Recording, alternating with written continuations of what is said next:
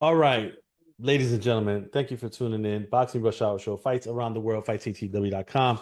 I'm here with featherweight contender Omar Trinidad, 18 and 0, won 13 KOs. Omar, what's going on? Oh, nothing much, man. Just in the towards the end of my camp, just ready for to show up for fight night. Yeah, man, listen, it's been a little while since we last spoke. Um, I know that on your social media accounts, a lot of it is boxing content, but I kind of want to get a little bit about you. Like, what's been going on with Omar Trinidad, the person, the last 6, 7 months? Like, give the fans a little bit of that. Like, we want to know what's going on with you, what you got going on. Nothing much, man. Just I was saying, I always stay at the gym. I do a little vacation here and there, spend time with my girl, man. Just with my family, just having something outside of boxing to get my mind off it for a while. Because I know once it's time to lock in, man, there's no going back. Yeah, and listen, I know. I mean, it can't be all work, right? And sometimes, we have to kind of let loose a little bit. Are there any things that you've been working on outside of boxing that is gearing towards developing your brand even more? Honestly, man, I said now we kind of have something in the works, but nothing much, man. We're honestly just focusing 100% on what's to come because we know big things are coming, is around the corner. So once that moment gets there, we're pretty sure we'll figure it out then. Okay, all right. And so last time we spoke, like I said, it was about 6, 7 months ago. You had a unanimous decision over Hector Sosa in October, That was the last January. time we spoke. It Yeah, was yeah. Sosa. Yeah, Oh, yeah, yeah, damn, it's right, been a right. while. It's been a little bit. And then in January you had the UD versus Mike Plania.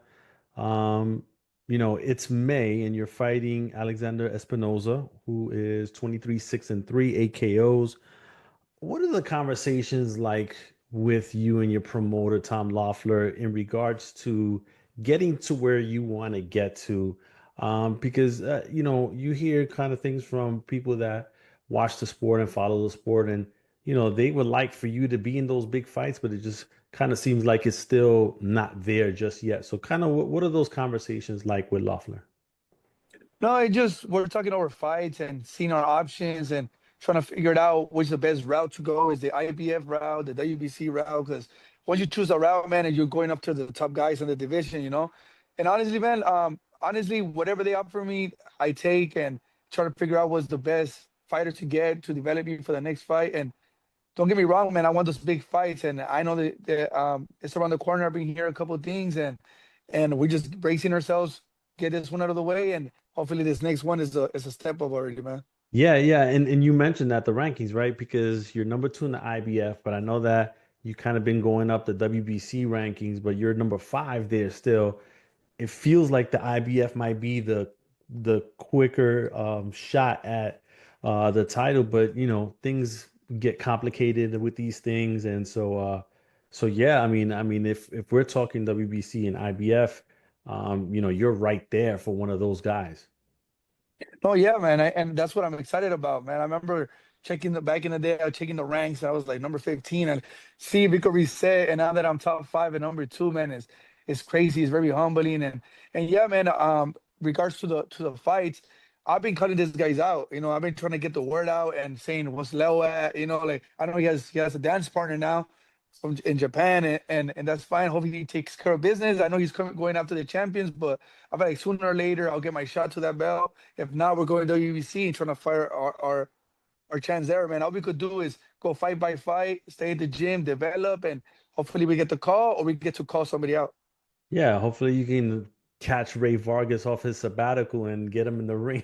I know because he's a champion in recess right now, right? Yeah, yeah, but then they're talking potentially that what do you call it? Schoolboy is going to move up to 130. So I don't know. Oh There's a yeah. yeah, yeah. There's a lot of different things going on there. All right. Well, who knows, man? If he Yeah, moves up to 130, the belt is vacant, and we probably get a shot there, man, or yeah. get an eliminator, then a title shot. You never know. Yeah, yeah, yeah. And that's what I'm saying. Like, I think people are like ready for you. Like, they want that for you. You know what I mean? And, they're just kind of being a little impatient, but I know that there's a plan and everything else. Yes, Um, sir. you preparing in camp and stuff. And I like to know, like, how have things evolved in training camp wise from, let's say, maybe 2 years ago to now? Like, how has that changed and evolved within time, or has it at all? Oh, it changed, man. Of course, it changed because the grounds go up, the competition goes up. So you gotta work under fatigue. You gotta develop endurance, stamina. So yeah, man, it's been longer hours at the gym. There's been more rounds in the sparring, more thinking. I mean, talking over. I always had a conversation with my coach all the time during camp, before camp, and after camp to see where we're at in that moment and figure out ways to develop and what hands, what punch will be effective in a certain opponent. And yeah, man, just more running, more, especially more recovery, man. That's key. Like people don't understand, these boxers don't understand resting and recovery is a big factor in these camps, bro, because we take a lot of miles in that body, a lot of wear and tear, and we got to keep up to date to that, man.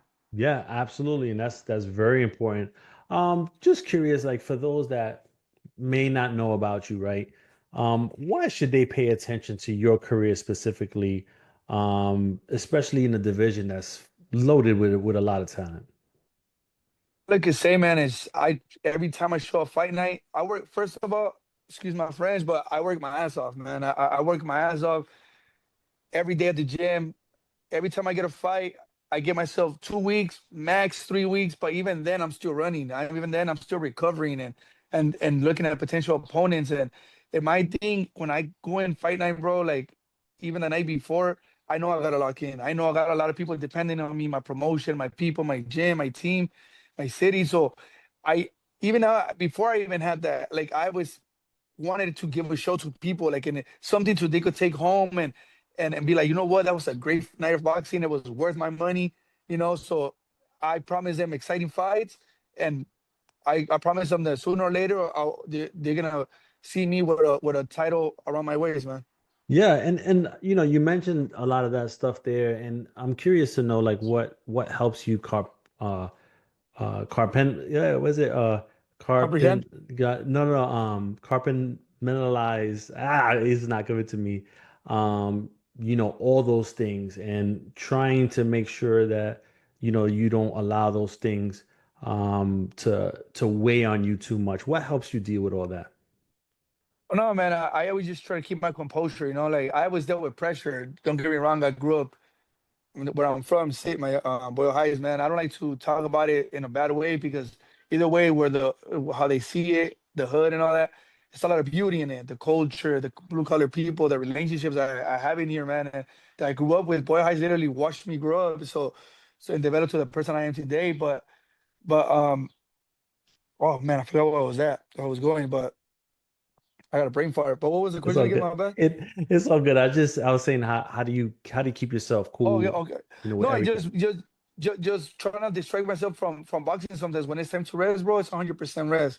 Even though I'm in the middle of camp, just 100% rest, man, and just keeping myself humble, knowing taking this sport day by day and fight by fight, not getting. Because don't get me wrong, if y'all impatient, I'm more impatient, bro, because I'm in the middle of it. And I look at those champions with the belts on it. I see guys like Shushu, like Leo, and all these guys are getting their shot, and I'm like, I know I could dance with those guys. I know I could be in that platform, and all I gotta do, bro, is just take it on the chin and put my head down and keep working, bro. Like picando piedra, because sooner or later we're gonna get there, bro. Yeah, yeah, no, that's a great attitude to have. And listen, you're headlining at the Commerce Casino again. People know who you are there. They're coming to see you fight.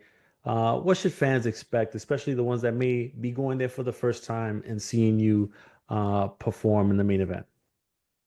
Oh, a great night of boxing, man. A great night of boxing. I've been trying to sit down more of my punches, working other areas of my opponent's body and just deliver a great night of boxing overall, bro. Like I always say that if I can knock them out, I'll put them in a blender and I'll put on a show for you guys.